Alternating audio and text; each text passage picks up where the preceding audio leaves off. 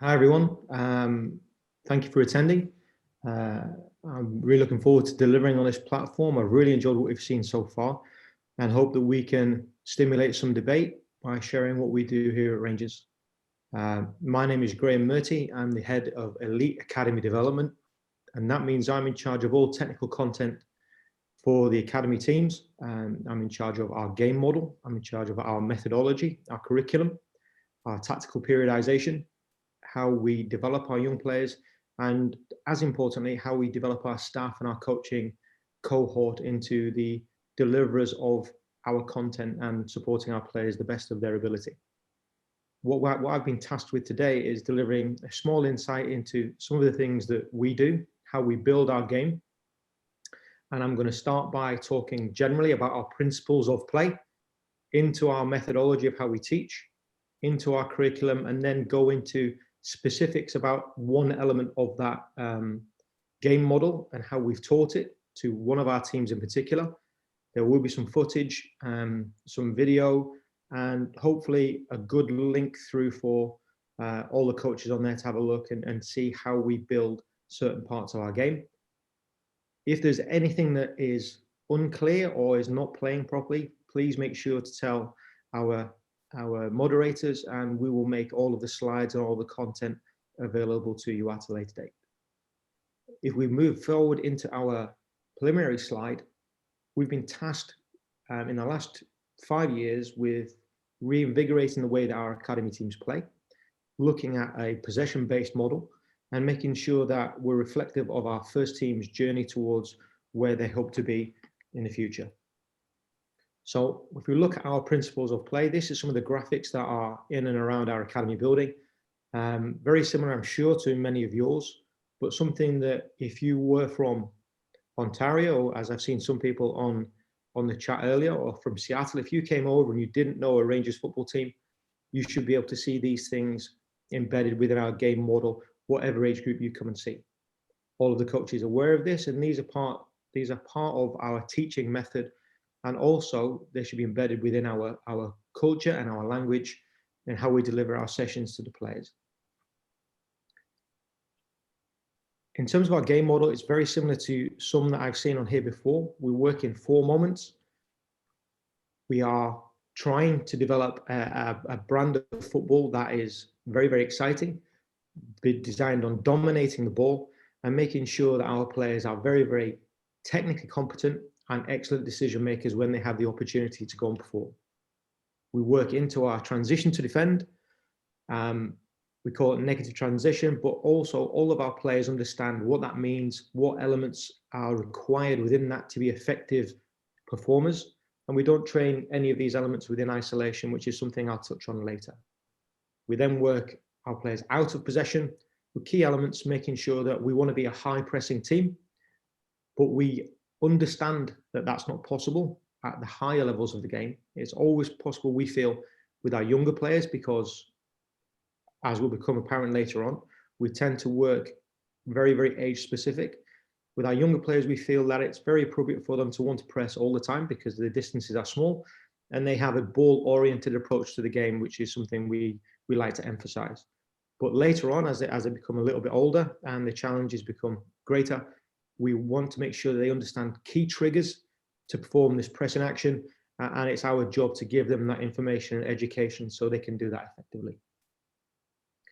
We also want to understand our transition, making sure that our players are capable and willing to go and attack the goal as fast as possible, having good capacity and good understanding of where and when it's appropriate to go and break the back line or any line, but also as our players get older, understanding when it's not appropriate to go and do that, and we want to regain control of the game. Underpinning all of this are what we call our pillars of development. It's a 4-corner model, and a previous way of looking at it would be tactical and technical and psychosocial. But in talking to the players and working with the players, we felt that some of those labels weren't really appropriate for our younger people. And we came up with more child-friendly ways of referring to the elements that we would want to help them in, particularly in the psychosocial area. If we were to talk to a young player at 11 years old, how did they hit their psychosocial target. We didn't want that to be stigmatized. We didn't want it to be intimidating. So we work on working within their mind and training their mind to go and help them on the journey that they have in front of them.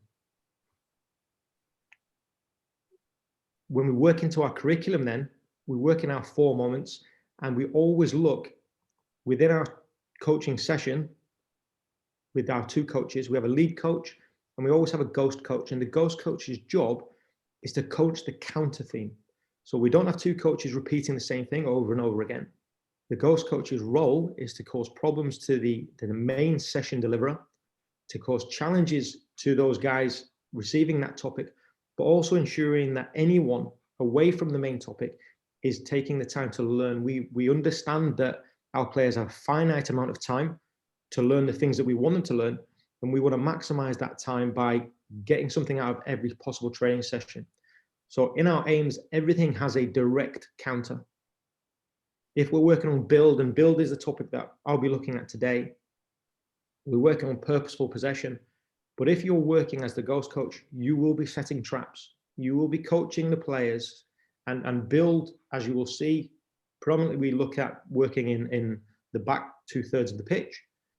We'll be looking at forward players setting traps and making sure they understand how, where, and when we want them to press, and causing problems to our back players, our building players, and making them become creative in their solution making, and also giving them more decisions to make. So we may go and press in our shape, which is predominantly a 4-3-3. We may change to a 4-diamond-2 to give them a different picture, or we may drop off and we may give them a mid block to play through. And it's all down to the ghost coach making sure that these guys see lots of different pictures, have a bit of repetition, and have the toolbox necessary to make really, really good decisions in the chaos of the game.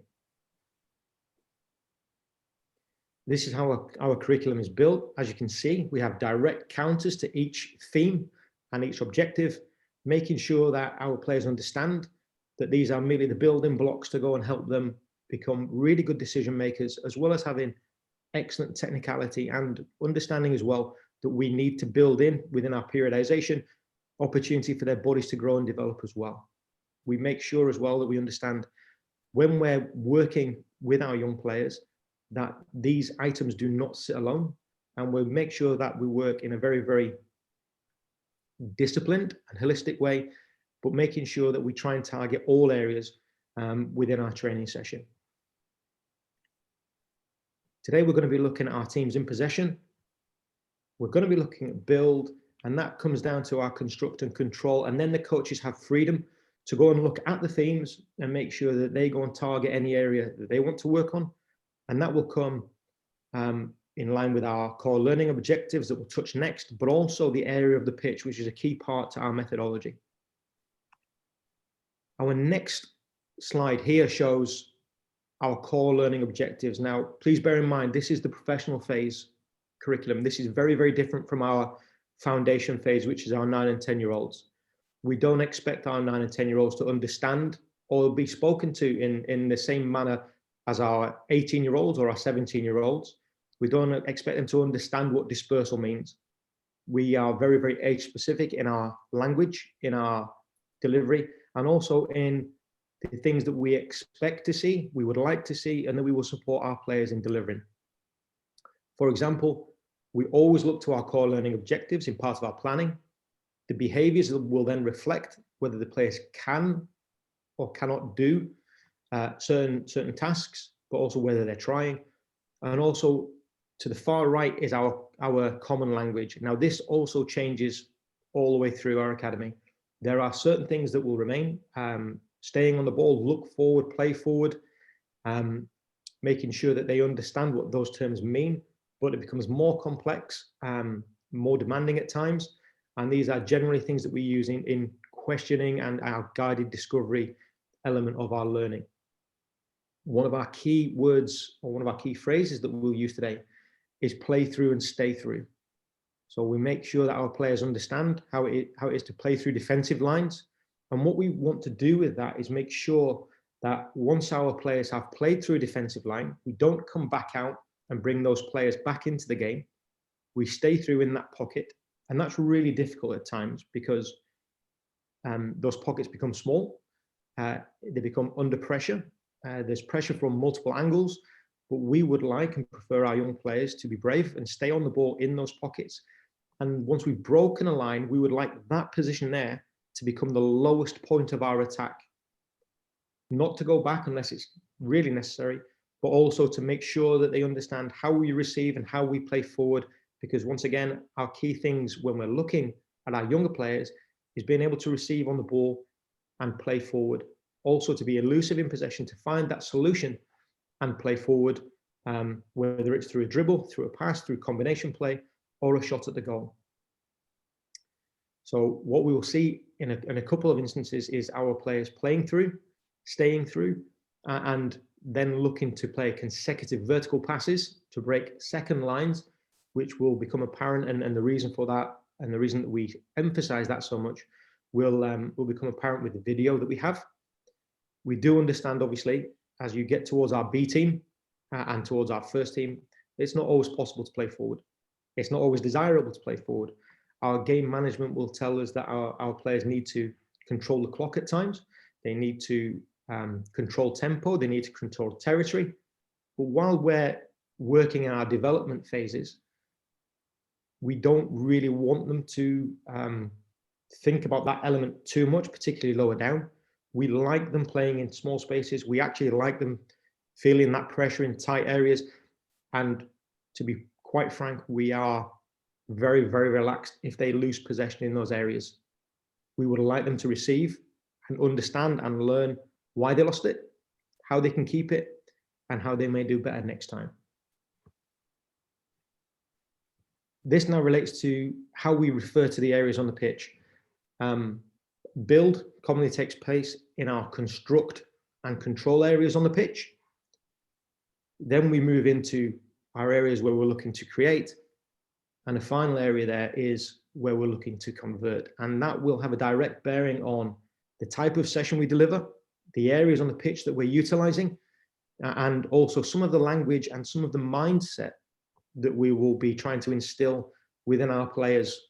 For example, if we're constructing and we're using our build, how do we speak to our players? What is their mindset? How do they understand to be safe in possession? Do they understand when to risk possession? And we would determine that as we move through our age groups, that language would change, but the fundamental principles of playing out from the back wouldn't. To go into specificity then, which is a key thing on how we deliver to our age groups, we always like to give our coaches a task. And one of the tasks in line with amendments to rule changes, we always want to try and be ahead of common trends, but where there are rule changes and amendments, we want to go and take advantage and challenge our players. And one of the things we looked at, we tasked our under 18 group of coaches to look at was playing out with the allowance of players to come into our box. And this is very different from how we used to do it. If anyone has ever gone through the English FA school of playing out from the back, commonly you'll see what's called a big dish, where our fullbacks go high and wide, centre halves would split, midfield players may come down, and we would try and make the pitch as big as possible. With this example, we're trying to bait our opponent into committing more people to this press. In this example, there are 4 players pressing, and we give our players methods and challenges to go and get out and play the ball forward. And this is by no means prescriptive. This is about giving the players options and making sure that when they walk onto the football pitch, they become the decision maker because they have all of the information necessary to go and make those decisions. So what you'll see here is a couple of opportunities for us to build from the back and a couple of areas where we've worked. I will then go into the video showing how our under 18 group tried to make it work. And hopefully we'll see some good examples of it. So with the first one, out to our fullback, making sure that the deep line second pivot can break into the half space and make sure he goes forward and go on the other side. If we can't get the ball directed to the fullback, the bounce player, the second pivot, becomes the outlet passer, and the fullback receives facing forward and goes and plays forward. If we then go and show it in our video, really good example here of being pressed by 2 or 3. Fullback is free. So can we get the game started? And if I pause it just now, nice, good possession, easy possession for our fullback to go and play forward. And the midfield player is breaking into the space behind the pressing line to then go and receive and play forward. Exactly as we talked. In this example, we're now pressed with 5, and the fullback is going to get pressed. He's going to be pressed from a central area, which then would definitely leave one of our central players free. And they've adjusted to this really well. And they've assessed where the free players are and how we're going to get there. Now, this is key to our midfield players. We want our midfield players to receive and play forward and be brave and go and express themselves on the ball. His body position is excellent. His receiving skills are good. Now can you manipulate the ball? Can you manipulate your opponent? Can you manipulate your body to find the best pass to help us advance the play? Once again, he should be the lowest point of our attack. We found a free player. We're through a line. We also want to go and look at the next line to go and break. And 3 passes, and we're into our opposition penalty area. It's a slightly different look on our rotations and how to play out. This time our centre half steps in. And weighting of pass, timing and rotation of the movement has been excellent.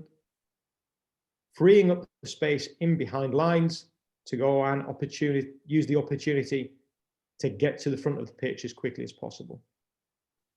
In this example, we're not really pressed at all, which is something we tend to see. We either see a very, very high press or a mid block, and we tell our fullbacks and midfield players, if the space is there, go and take the space until we can commit an opponent, unbalance their shape, and then penetrate. As we can see in this example, we're going to play through a line now. Now our player receiving possession now is surrounded by 5 people. The easy thing for him to do now would be to bounce the ball back to a supporting midfield player and not risk possession. That's not what we want. We want our players to be brave and receive on the back foot, try and play forward. He does that extremely well in this example and breaks the back line. Within 3 passes, we're into our opposition's 18-yard box. And that's one of the key tenets of how we would like to play the game.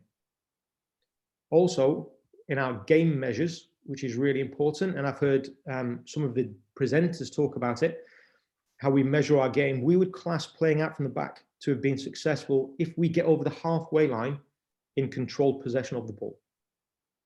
We are a possession-based team, but we want to have purposeful possession, making sure that we understand opportunities to go and break into our opposition's back line. So one of our key measures is playing out from the back. Are we successful or not by getting over the halfway line? But one of our secondary measures is how many consecutive vertical passes can we play? Because we know with the evidence that we've had, if we can play 2 or 3, there's a good opportunity for us to be in on our opponent's goal, or at least in the final third, looking to create chances. As we see here, receive to play forward, we're behind our back line, and we try and create. One of our key teaching methods is to relate everything we do to the player's final journey. We want our players to be aspirational. We want our players to look at our first team as a valid target for their aspirations. And the best thing that we've got in this clip is an 18-year-old Nathan Patson coming through our academy, receiving the ball at right back here. Sorry, I've just ruined that. Receiving the ball at right back here, making his debut for our first team at 18 years old in the Europa League in Lech Poznan. Now he's playing it right back for our first team. He's able to receive and play forward, and they're doing exactly the same thing as we would do, looking to play forward, looking to break lines, and looking to be really creative in what we do. When that is not possible because our opponents have tended to press high, then we tell our goalkeepers to go and look at the best option they can see. And this is a key debate in our academy at the moment, and I would love your feedback. Are we limiting our goalkeepers' range and variety of pass by making them play out from the back to feet all of the time? Should we be giving them more license and range further down the academy to allow them to explore their range of passing as we would do with an outfield player? Or are we too reticent to do that because we would deem it direct football? It's a fascinating debate at the moment that we're having, and I would love your feedback on it. So please feel free to comment. When we see this example here, which we have seen in examples coming up, 6 players pressing high, which is good for us. We then work our 9 and 10 to have a little rotation movement to go and free up and receive behind the press and play forward. Not easy to do, not easy to time, but we do it here. Good crossover, the delivery in there, and our centre forward just tries to play it too early. In our second example here, the setup is excellent, opposition are pressing high, and you'll notice we've had 2 failures, or we've had a lack of success in both examples. I thought it was really key that we didn't show you all of our players being successful every time. Our key mantra in coaching is to try and catch our players being brilliant. We want to praise success. We want to get them to understand success and see some positive affirmation. But the interesting part in both of these examples is the players understanding. For example, in the first clip, our goalkeeper recognized that he missed the initial trigger and he was a little slow in his delivery. Similarly, the centre forward understood that he needed to take a touch. But the way that they problem solve and the way that they talk to each other in their review sessions, particularly using Zoom and particularly using Huddle, has been a key indicator of their understanding of what we've asked them to do, which has been really, really beneficial in this truncated season.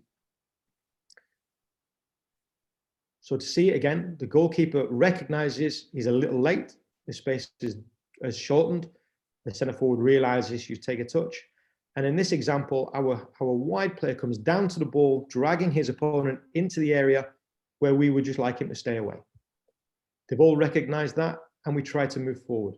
Now, our last option, which is not one that we use very often, and this is only for our professional phase players, is the most direct one.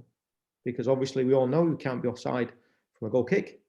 And this is an example of it against our big rivals at Celtic. Celtic would press us high, which is great for us. Our goalkeeper, this is the first goal kick, first minute, and we get straight through to the goal.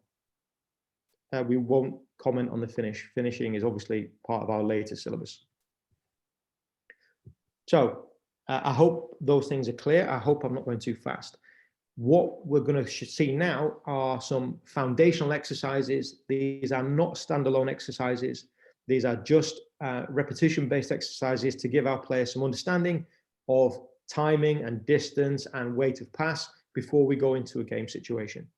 So simple passing pattern, a lot of repetition, a lot of understanding of timing and space, as I've said, and for getting them to see what that pass looks like in actuality. Now, please bear in mind, this is a match day +2 session. This is not going to be an intense session.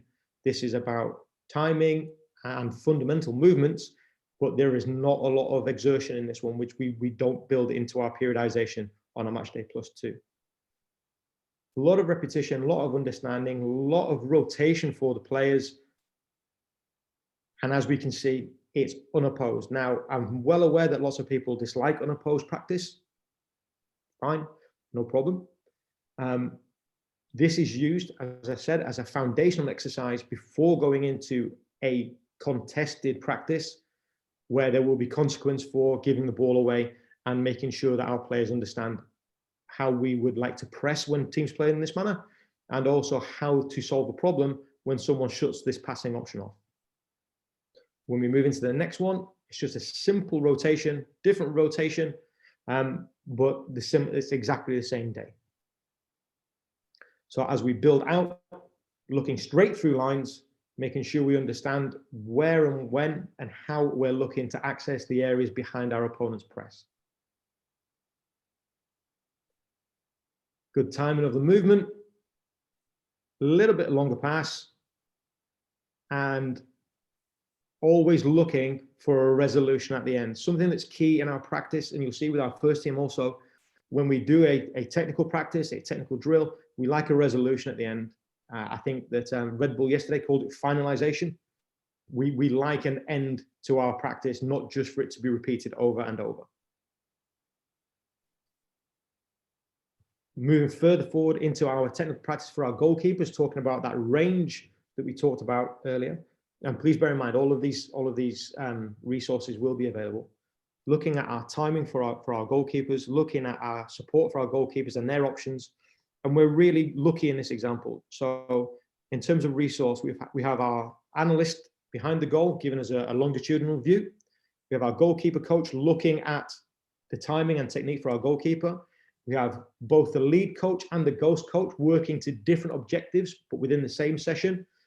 And we have a good ratio of coaches to players. And here we see simple crossover, good delivery, and then the game becomes live. That's the start point to the game. It's built into our game model, it's built into the methodology, but it should also be relative to the areas on the pitch that they're playing in. Once again, it's the second practice. Into a midfield player, can we play forward? And can we go and access the areas that would cause most problems to our opponents?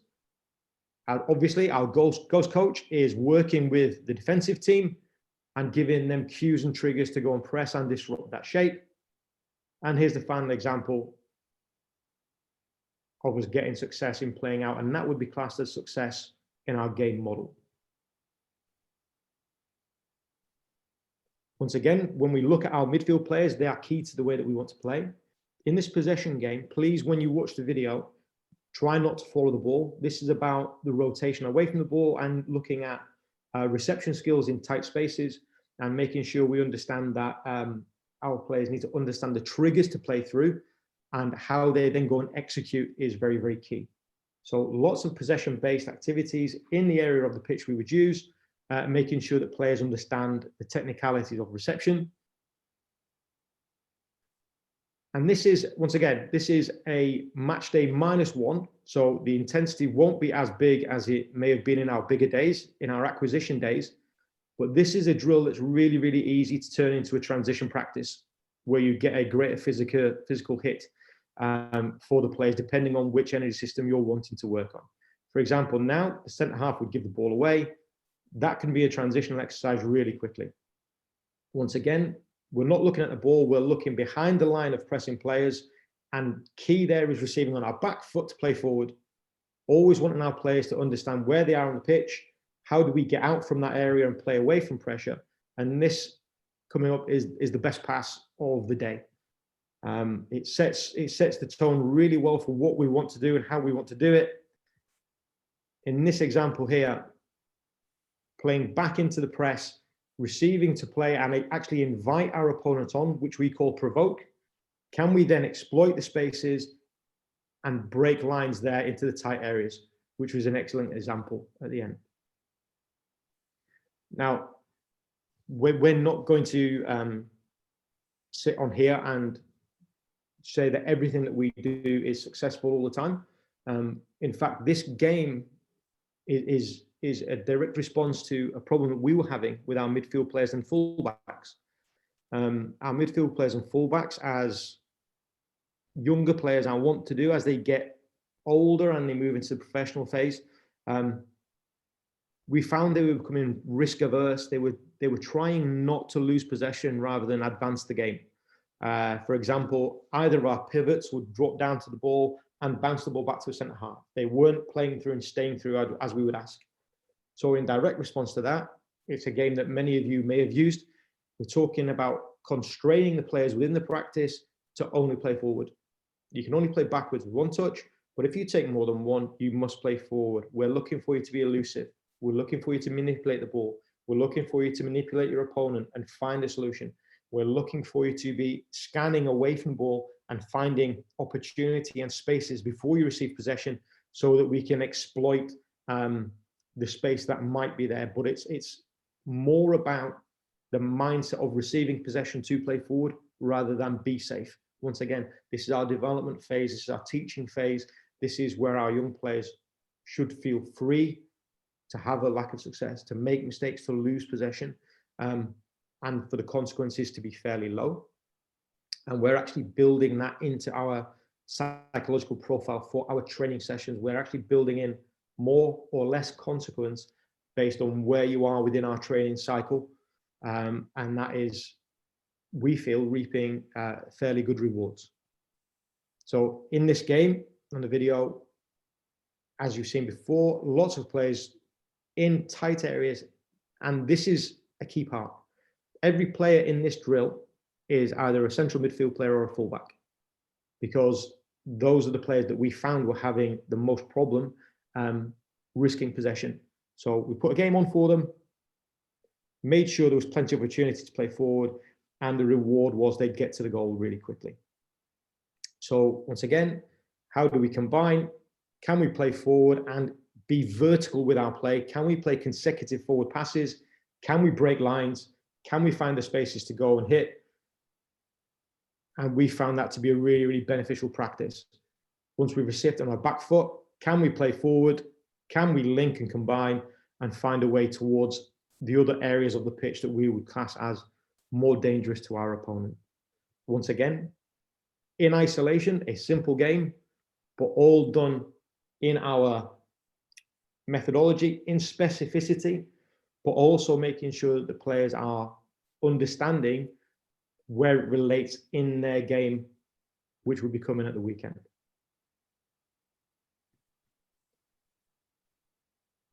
Now, I'm sure that a lot of what I've said there is very, very similar to what you're doing. It is not in depth by any way, but it is very, very key to what we do and how we look at delivering to our young players, making sure we refer back all the time to our principles and our methodology, making sure that the players understand the opportunities are there if they can go and hit any of the targets that we have set within the practice and within our games program. So hopefully that's given you a small taste of the content. It's a small taste of the thought behind how we play. And I'm more than happy now that if you have any questions, please hit the page or talk to the moderator, and we can drop in. I can answer any questions that I have at any time that I have left. Bree, if you can let me know how long we have. So I'm just going through our page now. Okay, so I've got one from Alfonso Gonzalez. Hello, how are you? How do you develop the psychological traits attached to the making of certain decisions via your coaching feedback? It depends on which trait. We have a very robust psychological support package at the football club. We're one of the only clubs, as far as I'm aware, to have a mental health nurse on the staff for our players, and making sure that they are supported within that. But in terms of developing psychological traits, we're currently forming a working group to deliver a white paper of noted psychosocial professionals to understand what traits are desirable in our adolescent athletes. But as we speak right now, we're looking towards our periodization, where we have weeks where we want them to have lots of success, weeks where we like them to be challenged, and weeks where we like them to have very, very low success rates and lots of struggle. So what we're trying to do is drop in as many different psychological stimulus to our practice based on the individual that we can. I hope that answers that one, Alfonso. Alex Lumsden, has the use of tactical periodization been built into the game model? Yes. They've gone hand in hand. The way that this has been built from the ground up, we've worked very, very closely with all of the other departments, making sure we understand horizontal alternation and making sure that we understand our cycles of physical development and also our pedagogical development, making sure that we understand when our players are in mode to receive and when our players are less likely to receive based on where they are within their psychological and physical development. So each age group has their own curriculum, and it has their own targeted tactical periodization and physical periodization to make sure that we hit them at the right time. However, we are aware that we have to be conscious of our relative age effect and making sure that we understand our individual athletes and not give them too much that the information would not be accessible. So we are very keen on making sure that the players get what they need. And I heard earlier about advancement for advanced players and making sure that they're always challenged and playing up a year. We've taken a somewhat different view, actually. We do that. Lots of our players do that. Lots of our teams do that.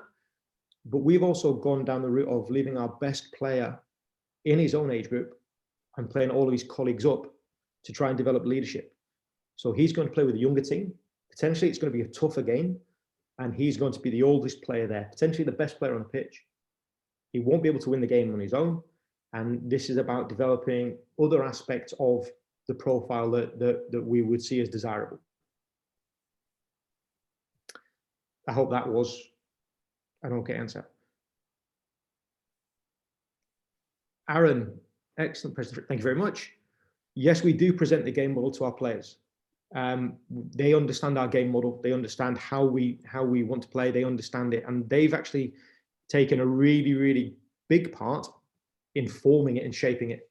And a lot of the language that we use is because we've fed it to them, and they've challenged it, which is great. They've shaped it, they've formed it, and they're fully aware of what we're trying to do and why we're trying to do. And as importantly, Aaron, we definitely involve the parents in it as well. The parents need to know. The parents need to know that I'm, as the head of development, I've chosen for their son to play in a difficult game this week. I've chosen for all of the teams to play up this week in the full knowledge that they may lose. And I'm fine with that. They need to support our message, but they need to be informed to support our message. So it's really key that we do at the start of every year, we present to the parents, we present to the players, we take feedback, and we try to be as collaborative as possible. Matt Brewer, in terms of methodology, what does a typical session order look like? Okay, so we have named our sessions as per the day of the week. So match day +2 is our match review day. And we would look at low physical load, we would look at low cognition, and we make sure we're fundamental exercises where we review what went well or what could be improved in the game. And our typical training session would be working with our sports science or our performance prep, looking at warming up the body, making sure that the energy system they're going to use on that day is fired up. And then the coaches have a range of exercises they can work from. They can work warm up with and without with the ball, warm up without the ball, technical practices opposed or unopposed, and then relating to the theme of that week. As you saw at the start, the practices should always relate back to the week. As a footballer myself, I love doing a rondo, I love the circle. Can we relate it to build? Can we relate it to transition to defend? And the coaches are challenged when we do deliver our sessions that they maintain the theme within all of their specific exercises in the drill. To move forward past that, after match review day, we have our other 2 acquisition days, which are a player day, which is very, very small-sided games, maximum of 4v4, small sizes, small minutes, really intense. And our team day, which is bigger areas, more tactical involvement, and more players involved for longer time, looking at tactical concepts rather than skill concepts. And that periodization has worked particularly well for our physical development model and also for our game understanding. I hope that answered the question. Peter Daly, what do you think about players taking a proactive approach to their development? Love it. One of our younger players has, for his homework over the Christmas period, has had to analyse Stephen Davis, who's our Northern Ireland international central midfield player for our first team. He's had to analyse every single game that he's done and feed it back to me individually. He's so far calculated that Stephen takes an average of 1.7 touches per game, but he could play forward more. So when I get the two of them together, I'll be sure to make sure that he delivers that to Stephen. But the depth of their analysis is exceptional, which would lead me to believe sometimes we are dumbing the sessions down in fear that the players won't understand, rather than ramping it up as high as we can in order to get them to excel and stretch, because these kids know more than we let on. These kids could probably deliver this presentation in a better way than I could. And one of our key tasks we see is to get out of the players' way and let them fly. And one of our key mantras, as I said, is to catch them being brilliant and give them the opportunity to go and really enhance whatever weapon they have into a super weapon.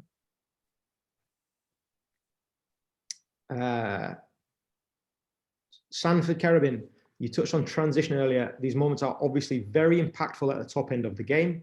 At what age and how much time is spent within these moments of the game? So this is really interesting. Within our build process, we used to be very linear within our curriculum. It used to go build, finish, transition to defend, defend in the front third, defend in the back third, and then transition to attack.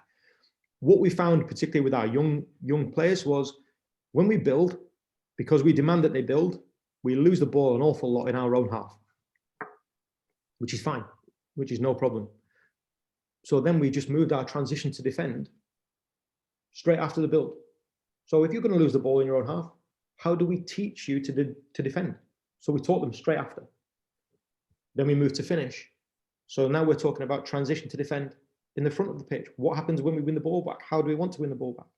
And we made it much, much more, rather than being idealistic, it became much, much, much more relevant to what we were seeing on a daily basis and on a game basis.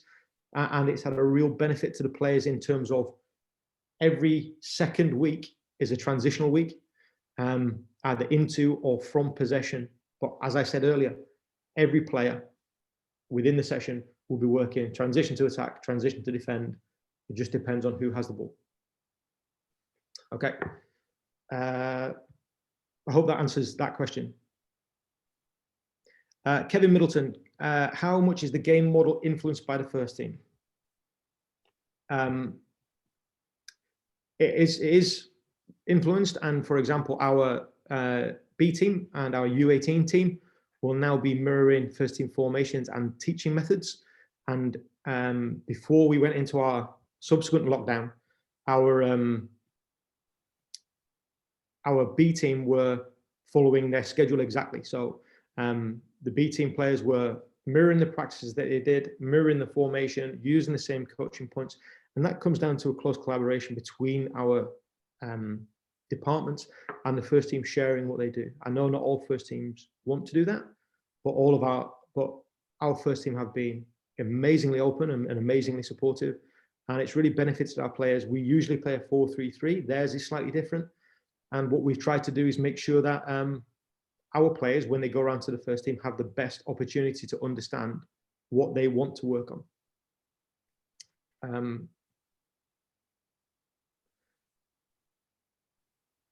Let me just find the last couple of questions. Andrew Wyness, in terms of analysis, do you challenge the players to hit certain metrics, kilometers covered, touches in key areas? I wish I had to hand our new development report that our under 18 staff have created for our players, in terms of it's really position specific in terms of the things they look at for a midfield player, for example. They will measure how many times they scan prior to receiving and how many times they scan whilst in possession. And our best score so far for that midfield player is currently 86%, I believe.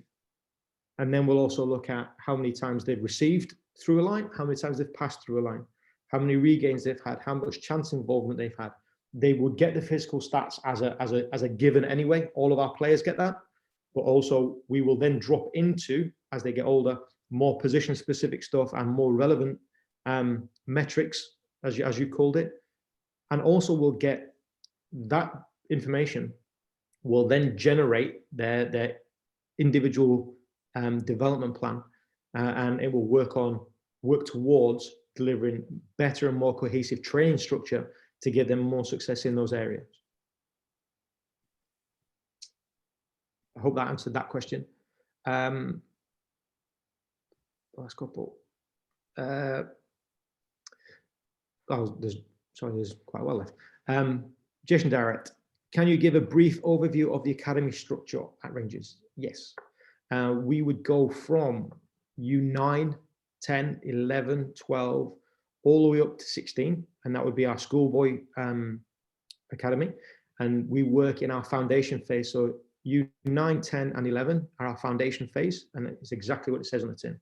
It's the foundation of understanding and movement and love of the game and skill development, and them actually being comfortable in our environment.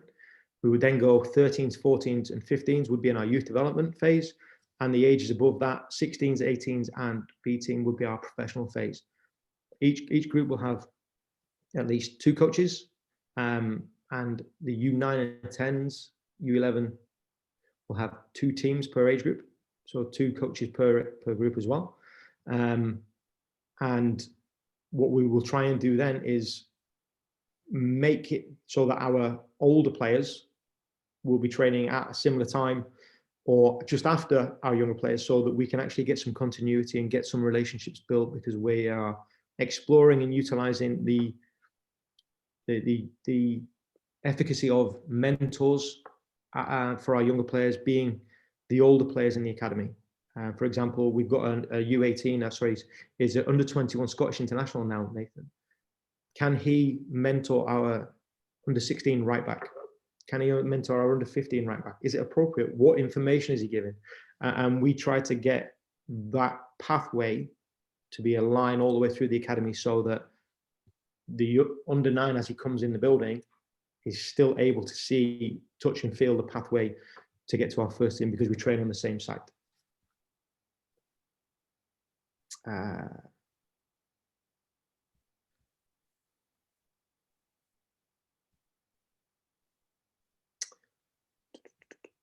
I think I've answered just about all of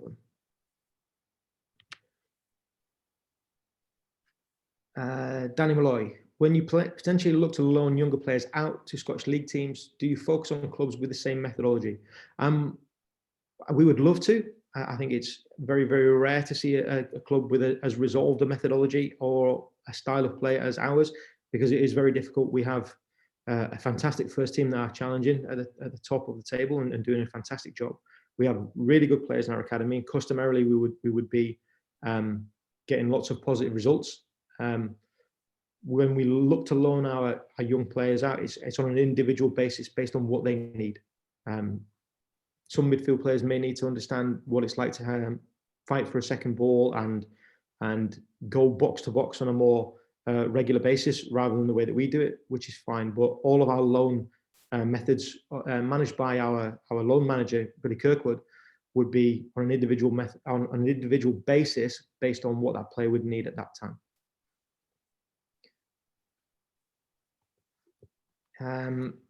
Joseph Jana, do you have any literature or more information on the role of the ghost coach? We've kind of kept that in-house while we're working with it. It's been very successful. It's been, just to put a brief overview on it, it's basically being really clear in your coaching delivery and your coaching behaviors, that one will lead, not the whole session, but certain parts, and one ghost coach will then be tasked to get real detail on the counter method. And it's something that we provide really, really close support to our staff with. So for example, every coaching evening, a senior member of staff will be in coach development mode. So either myself, our coach development manager, Neil McIntosh, the academy manager will be there talking to the coaches about how they're delivering, what they're delivering, whether it's age and stage appropriate, and what their role needs to be within that delivery. But what we don't want to do is impose too much on them. We like them to find their own way out. And our feedback from the coaches is that it's given them a greater understanding of both topics. Rather than both coaches deliver the same thing, having to counter against one another and have to find solutions has actually made them more creative in what they're trying to do. More than happy to touch base with you about that offline or via email if you wish, and go into it in greater detail.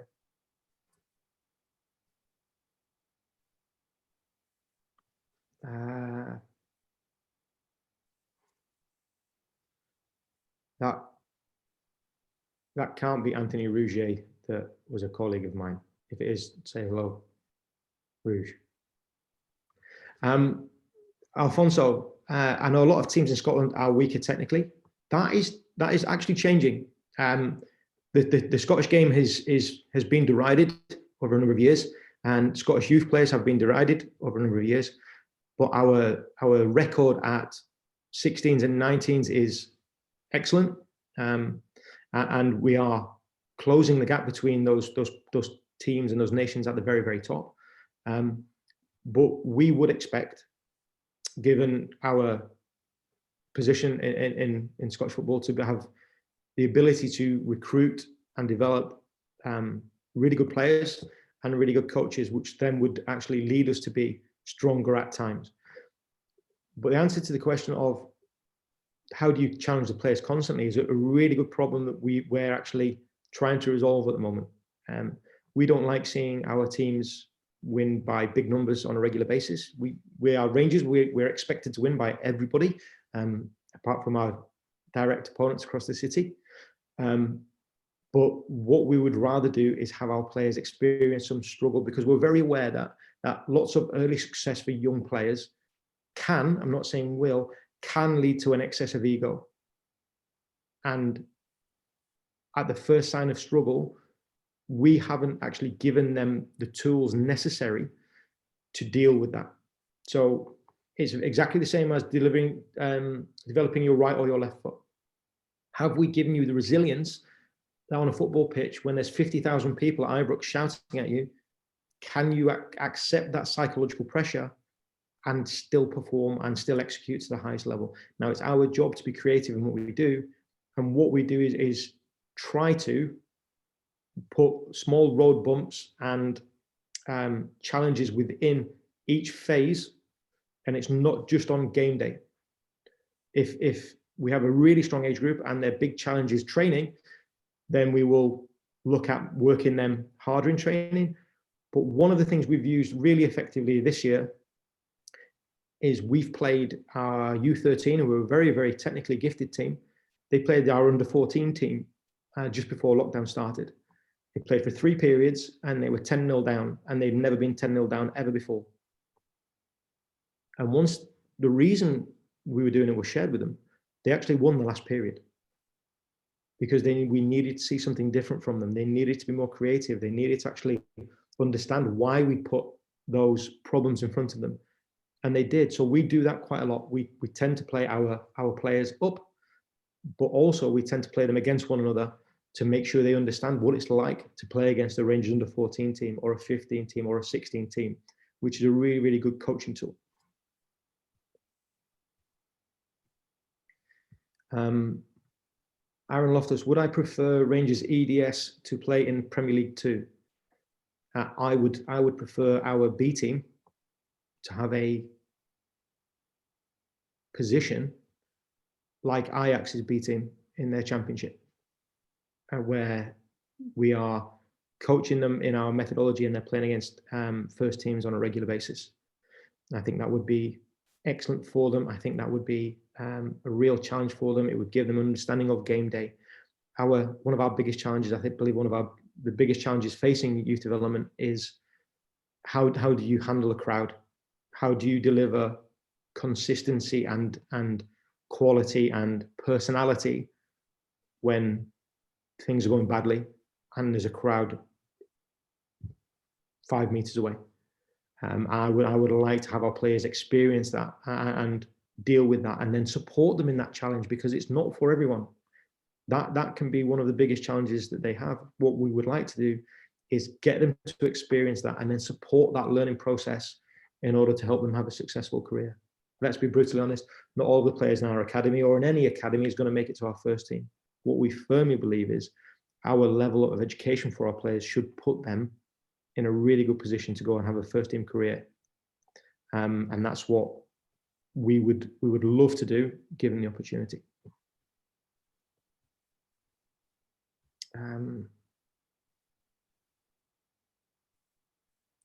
John McLean, how does tactical periodization look on a week where you have 2 games, let's say Wednesday, Saturday?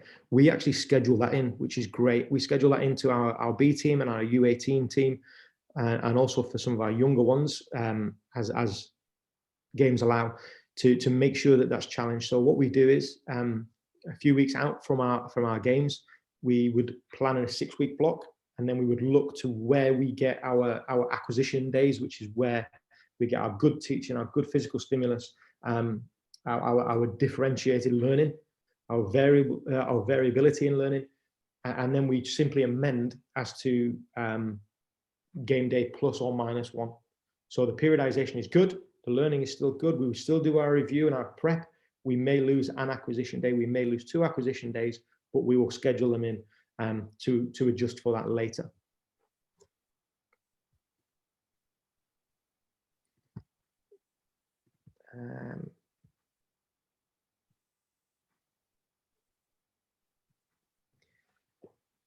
Guys, I think we are all good on the questions. Unless you have any more for the last minute or so, I would say thank you for your attendance, thank you for your attention, thank you for your questions.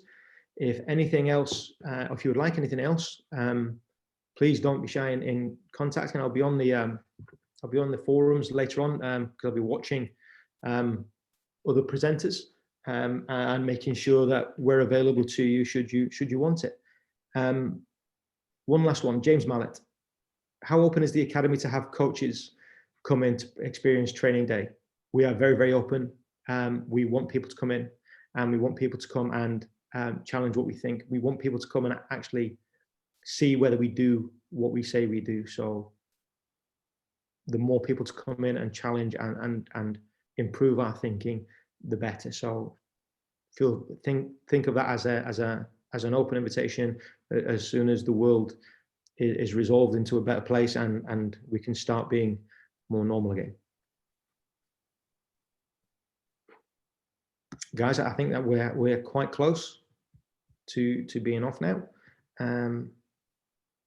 But that's just a brief insight. If you guys require anything else, if you want anything else, we here at Rangers would love to hear from you, and I'll endeavour to answer any questions that you send into the moderator or into the site. Once again, just from all of us here in Scotland, thank you for having us on. Thank you for your participation, and hopefully we can have some more discussion at a later date, hopefully in person. But thank you for having us.